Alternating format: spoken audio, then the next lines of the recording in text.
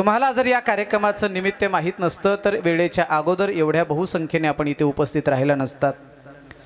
मी असं म्हणेल की या कार्यक्रमाचं निमित्त सेलू वासियांनाच नव्हे, सेलू तालुक्यालाच नव्हे, परभणी जिल्ह्यालाच नव्हे तर संबंध महाराष्ट्राला या कार्यक्रमाचं निमित्त माहिती आहे। काय निमित्त आहे आपल्या सर्वांना माहिती आहे।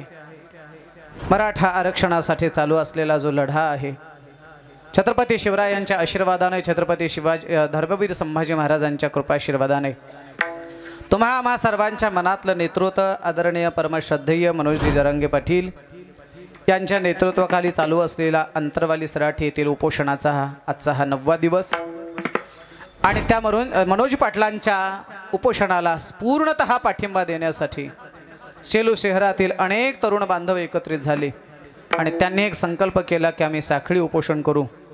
त्यातही 4 बांधव अशी जन्माला आली, अशी तयार झाली, ज्यांनी सांगितलं की आम्ही अमरण उपोषण करू, अर्थात अन्नाचा त्याग करू। त्या 4 तरुणांपैकी माझे परम मित्र आदरणीय हरिभक्तीपरायण, ज्यांचं महाराष्ट्रामध्ये फार मोठं नाव आहे, आपल्या सैलू परिसराचं भूषण आहे, असे आमचे आदरणीय हरिभक्तीपरायण भागवताचार्य प्रसादजी महाराज काष्टे, आमचे आदरणीय हरिभक्तीपरायण जयसिंगरावजी शेळके, आमचे आदरणीय हरिभक्तीपरायण झोल साहेब ना, एकनाथरावजी झोल, माफ करा, एकनाथरावजी बोरुड आणि भाऊसाहेबजी झोल, या चौघांनी अमरण उपोषण केलं आहे। आज त्यांच्या उपोषणाचा मला वाटते 6वा दिवस आहे, बरोबर ना। जरांगे पाटलांचा 9वा दिवस आहे, सेलू शहरातल्या उपोषणाचा 6वा दिवस आहे। ऐका मायबाप, एखाद्या वेळेला जर सकाळचा नाश्ता जर 8च्या ऐवजी जर 10ला मिळाला तर बायकोच्या अंगावर धावणारी आपण माणसं आहात। कळत नाही का 10 वाजले का? 10 वाजले का ओरडतात माणसं? पोटातली कावळे जेव्हा आतून ओरडायला लागतात तेव्हा तोंडातला कावळा सुद्धा मोठ्याने ओरडायला लागतो। मायबाप, अन्नमय कोश आहे, या जगातल्या प्रत्येक माणसाला खायला लागते, मग तो ब्रह्मचारी असू द्या, वानप्रस्थ असू द्या, अगर संन्यासी असू द्या, कोणताही असू द्या। महाराजांचं एक प्रमाण आहे, संन्यासी जरी झाला तरी मध्यान काळाला तो तोंड वाचतो, जरी झाला संन्यासी माध्यानासी तोंडवासी। अन्नमय कोशामध्ये प्रत्येकाला अन्नाची गरज असते आणि आज 6 दिवसापासून माझ्या या 4 बांधवांच्या मुखात अन्न नाही, 4 बांधवांच्या पोटात अन्न नाही। उपवास काय असतो, उपोषण काय असते, अन्न त्याग काय असतं हे उपवास करण्याला कळतंय। एकदा माझ्या या 4 बांधवासाठी मनातून टाळ्याचा कडकडाट झाला पाहिजे मायबाप। आणि आज होत असलेला हा 6वा दिवस, अर्थात ही कीर्तनाची सेवा भगवंताच्या कृपेने, साधू संतांच्या आशीर्वादाने, संबंध सैलूवासियांच्या, संबंध मराठा समाजाच्या वतीने, सर्वांच्या वतीने माझ्याकडे आलेली आहे। या सेवेमध्ये, या उत्सवामध्ये माझ्या अगोदर अनेक नामवंत कीर्तनकारांची कीर्तनं माझ्या अगोदर झालेली आहेत। ही सेवा माझ्याकडे आलेली आहे। माझ्याकडे उपलब्ध असणाऱ्या या वेळामध्ये ज्यांचं महाराष्ट्रात फार मोठं नाव आहे, अतिशय सुंदर पद्धतीचं गुरुकुल चालवणारे माझे परममित्र आदरणीय हरिभक्तीपरायण रामायणाचार्य बापूसाहेब महाराजी खवणे ही या ठिकाणी व्यासपीठावर उपस्थित आहेत, त्यांनाही माझा प्रणाम असेल। मराठा समाजाच्या या आरक्षणासाठी चालू असलेला हा जो लढा आहे, या लढ्यामध्ये मला तर असं वाटेल, आजकाल समाज जमवायचा असेल, समाज एकत्रित करायचा असेल तर लोकांना नको ते कार्यक्रम सुचतात, पण माझ्या मराठा समाजातल्या तरुण पिढीला असं लक्षात आलंय, समाज जमो किंवा न जमो, समाजाने आपल्याला चांगलं म्हणो किंवा वाईट म्हणो, पण समाजाला आदर्श शिकवण देण्यासाठी आपल्याला कीर्तन भजन ठेवायचं आहे, व्याख्यान ठेवायचं आहे। दुपारच्या सत्रात माझ्या विद्यार्थ्यांसाठी व्याख्यान होते, रात्रीच्या सत्रामध्ये कीर्तन आहेत। खऱ्या अर्थाने एक सांगेन आपल्याला, स्वतः शिस्तीत राहतो आणि समाजालाही सदैव शिकवण्याचा प्रयत्न जो करतो त्या समाजाचं नाव आहे मराठा समाज। ऐका मायबा, स्वतः शिस्तीत कसं राहावं हे या समाजाकडनं शिकावं, आपलं जीवन शिस्तीत कसं जगावं आणि दुसऱ्यालाही शिस्त कशी शिकवावी हे जर कोणाकडून शिकायचं असेल तर ते मराठा समाजाकडून शिकू। आपल्या सर्वांना माहिती आहे, मागच्या लढ्यामध्ये म्हणजे याच्या अगोदर आपण जिल्ह्यावाईज मोर्चे केले होते, 50 पेक्षा अधिक मोर्चे जिल्ह्यात झाले होते, पण एवढे मोर्चे होऊन सुद्धा, लाखोंचा जनसमुदाय येऊन सुद्धा रस्त्यावरती एक पाण्याची बाटली सुद्धा सापडली नाही, एवढा शिस्तप्रिय मोर्चा जर देशामध्ये जर कोणी काढला असेल तर ते केवळ मराठा समाजाने काढला मायबा। त्या गोष्टी सांगाव्या लागतील। कितीतरी मोर्चे झाले पण कुणाला खर्चटलं नाही। एखादा जर आजारी व्यक्ती असेल तर त्या ॲम्ब्युलन्सला शिस्तीमध्ये रस्ता तयार करून देणारा समुदाय जर कोणता असेल तर तो मराठा समुदाय आहे। आणि या मराठा समाजाने जर समाजाला शिस्त शिकवली असेल, समाजाला शांतता शिकवली असेल, समाजाला जर धैर्य शिकवलं असेल तर मराठा समाजातली पोरं कधी एष्ट्या फोडणार नाहीत, मराठा समाजातली पोरं कधी जाळपोळ करणार नाही. आणि जी पोरं जाळपोळ करतील आणि एष्ट्या फोडतील तर कदाचित ती मराठा समाजाची नसतील, हा माझा ठाम विश्वास आहे. विठ्ठला विठ्ठला विठ्ठला विठ्ठला विठ्ठला विठ्ठला. शांततेच्या मार्गाने चालू असलेलं हे आंदोलन आहे. ऐका मायबाप, ज्या व्यासपीठावरनं बोलतोय, ज्या ठिकाणावरून मी बोलतोय ती जागा काही सामान्य नाही. या परिसराचं, या ठिकाणाचं नाव आहे, नुसता टिळक पुतळा म्हणायचं नाही. पुन्हा एक 2 गोष्टी लक्षात ठेवा. पहिल्यांदा आपण शिवाजी चौक सहज म्हणायचो, पण आता शिवाजी चौक म्हटलं की आम्हाला राग येतोय. एखाद्याने जर शिवाजी चौक म्हटलं तर राग येतोय. ए नीट बोल, काय म्हणायचं? छत्रपती शिवाजी महाराज चौक.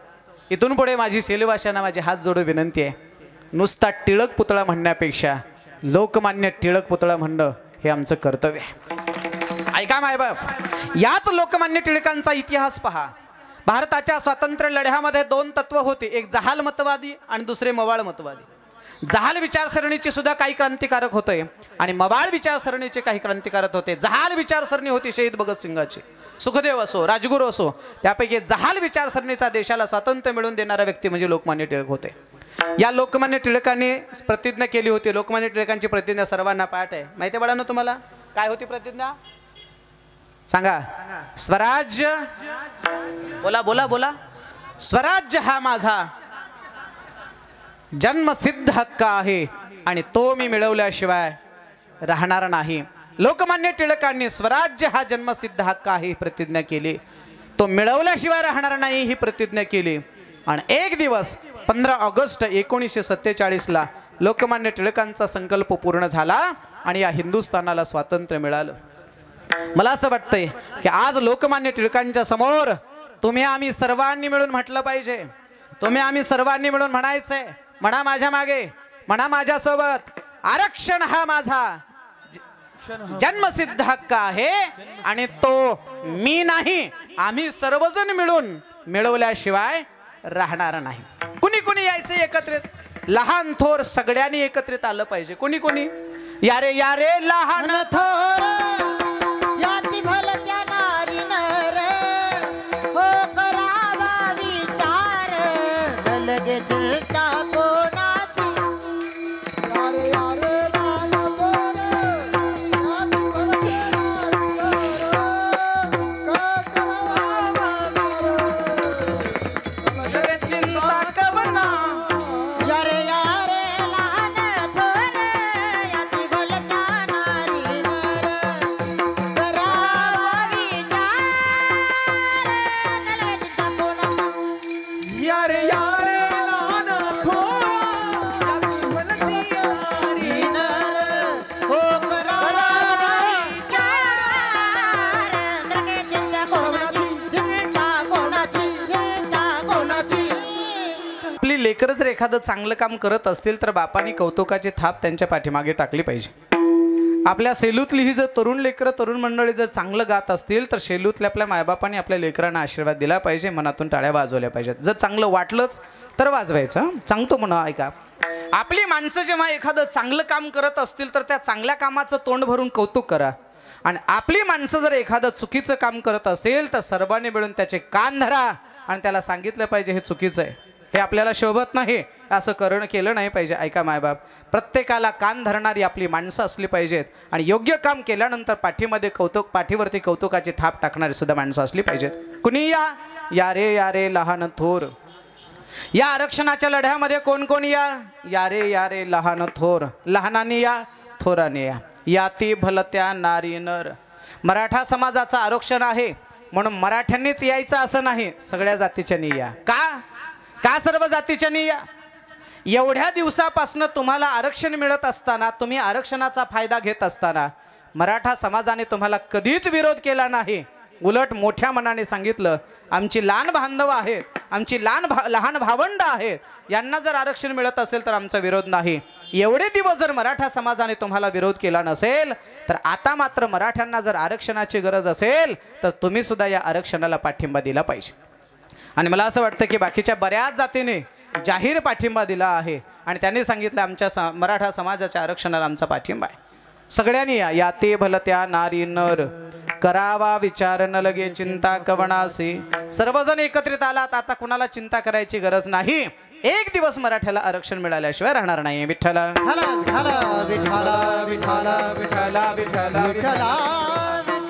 सगळ्यांनी मिळून केलेला लढा कसा असतो ऐका मायबाप.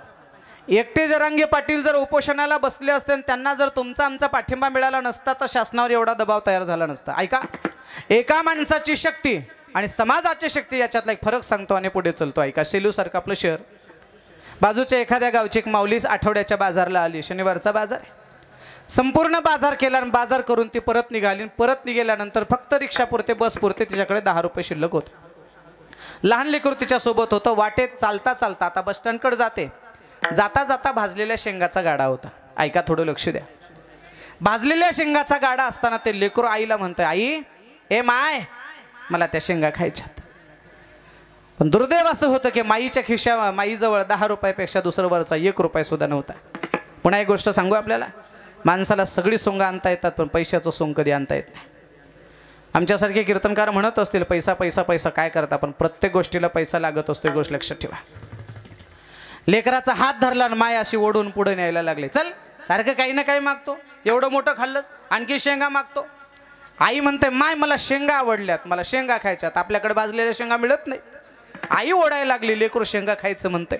या दोघांचा झालेला जो वाद होता तो वाद त्या शेंगाच्या गाड्यावाला जो होता ना, गरीब माणूस होता. आणि पुन्हा एकदा सांगतो, गरीब माणसं दिलदार असतात आणि जेवढे मोठे असतात तेवढे मात्र खोटे असतात. बघा तुम्ही, गावागावात सुद्धा कुठेही लोकवर्गणी अखंड हरिनाम सप्ताह असू द्या, गरीबाच्या पट्टीचे आकडे मोठे असतात आणि मोठ्याचे आकडे उगा नुसते अगदी लाज वाटण्यासारखे असतात. माणसं मनाने मोठी असली पाहिजेत, पैशाने मोठी असणारी माणसं काही कामाची नाहीत. तो शेंगाच्या गाडावाला, त्याचा संसार दररोजचा 500 रुपयाचा धंदा. त्या गाड्यावाल्याच्या लक्षात आलं की लेकरू शेंगा मागतंय आणि माईजवळ पैसे नाहीत. आई मात्र त्याला पुढे ओढते. शेंगावाल्या गाड्याने त्या आईला आवाज दिला, ताई थांबा 2 मिनिट. ती माऊली थांबली. काय म्हणतंय लेकरू?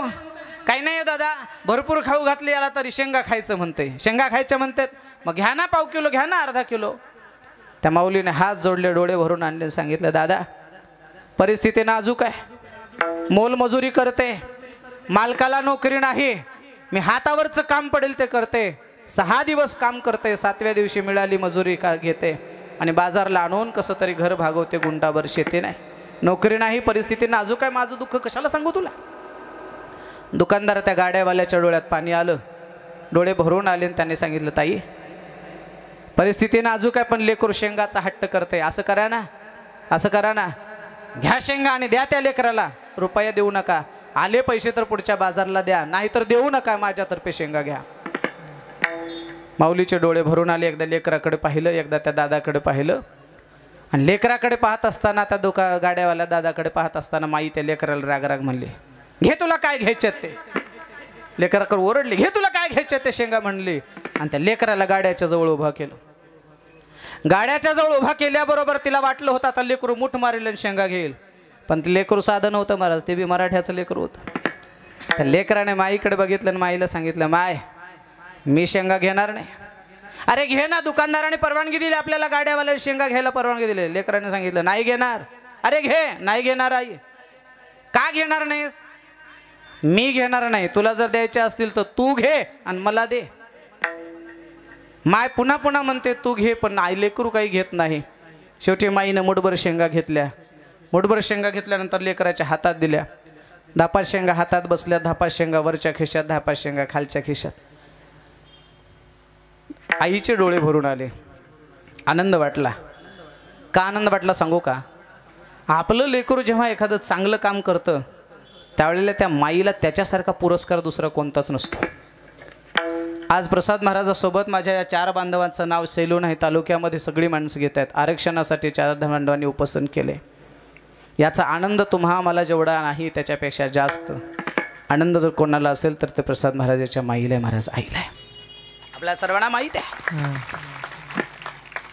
आईचे डोळे भरून आले आणि थोडंसं पुढं गेल्यानंतर आईने त्या लेकराला विचारलं, बाळा तू कोणाचं कीर्तन ऐकलंस का, भागवत ऐकलंस का, शाळेत गेला का, काय झालं रे? तो दुकानदार दादा तुला फुकट शेंगा घेत म्हणत होता, तो शेंगा घेतला नाहीस, मला घे म्हटला मग शेंगा घेतलास असं का? कुणी सांगितलं तुला असं दुसऱ्याचं घ्यायचं नसतं म्हणून? कुणी केले संस्कार? सांग ना कोणत्या विद्यापीठात गेला तू? लेकराने आईला दिलेलं फार सुंदर उत्तर आहे, थोडं लक्ष देऊ नाही का? लेकरू आईला काय म्हणायला माहिती आहे का? माय तू एवढी मोठी झाली पण तुला काही कळतच नाही. काय झालं रे बाळा? आई मला सांग, तो शेंगाच्या गाड्यावाला आपल्याला फुकट शेंगा देत होता की नाही? आई म्हणली हो. समज मी जर माझ्या हाताने शेंगा घेतल्या असत्या तर किती शेंगा आल्या असत्या? कळलं का नाही? मी जर माझ्या हाताने शेंगा घेतल्या असत्या तर उग 2-4 शेंगा आल्या असत्या. म्हणून मी म्हटलो की तू घे आणि मला दे. मला माहित आहे लेकराचा हात लहान असतो आणि माईचा हात मोठा असतो. लेकराच्या हाताची ताकद लहान असते पण माईच्या हाताची ताकद मोठी असते. जरांगे पाटलांची एकट्याची शक्ती जरी लहान असली तरी पाटलाच्या पाठीमागे असणाऱ्या समाजरूपी माईची शक्ती फार मोठी आहे.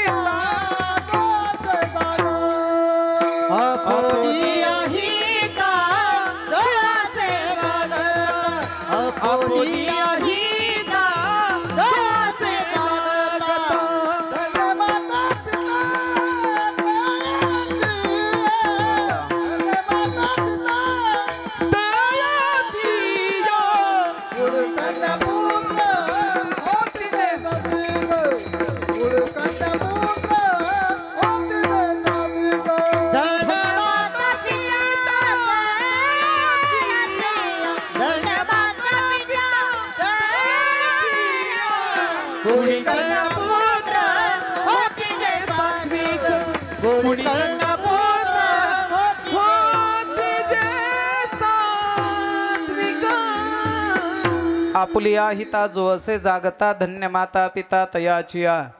कुडी कन्या पुत्र होतील जे सात्विक तयाचा हरिक वाटे देबा.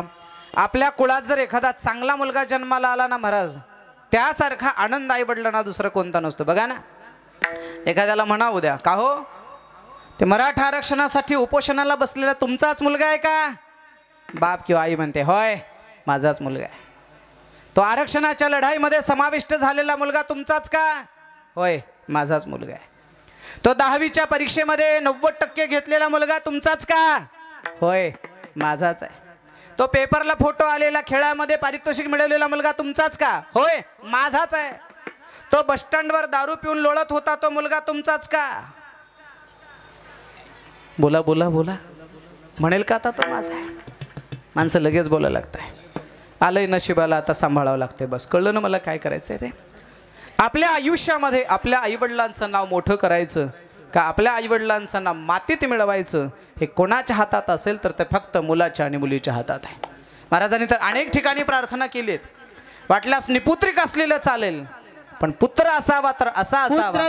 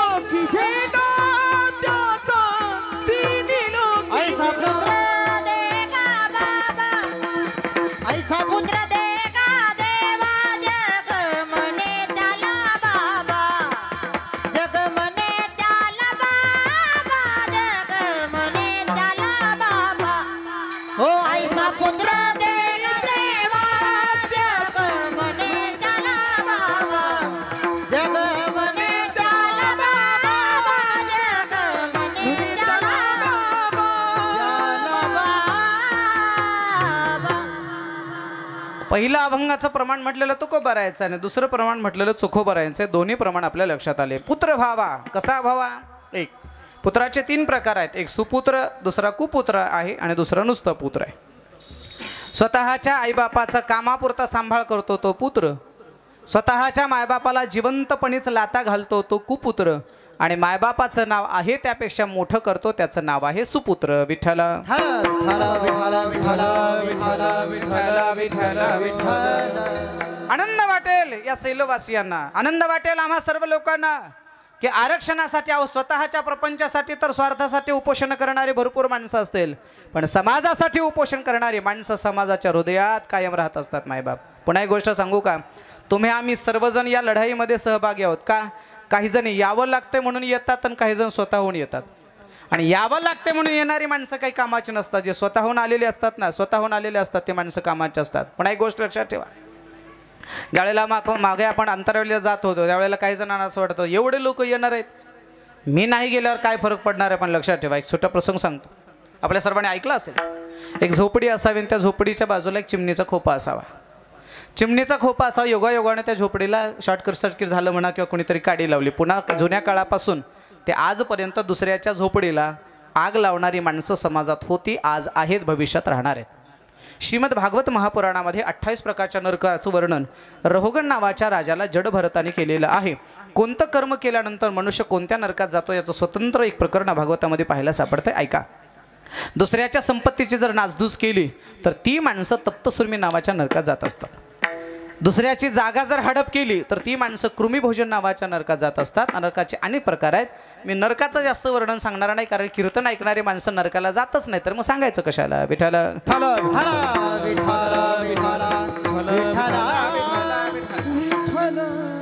झोपडीला कोणीतरी आग लावली. आग लागल्याबरोबर ते झोपडीची जी राहणारी लोक होते त्याच्यातले ओरडायला लागले, महाराज धावा रे, पळा रे बाबा, झोपडी जळते, माझं घर जळतंय.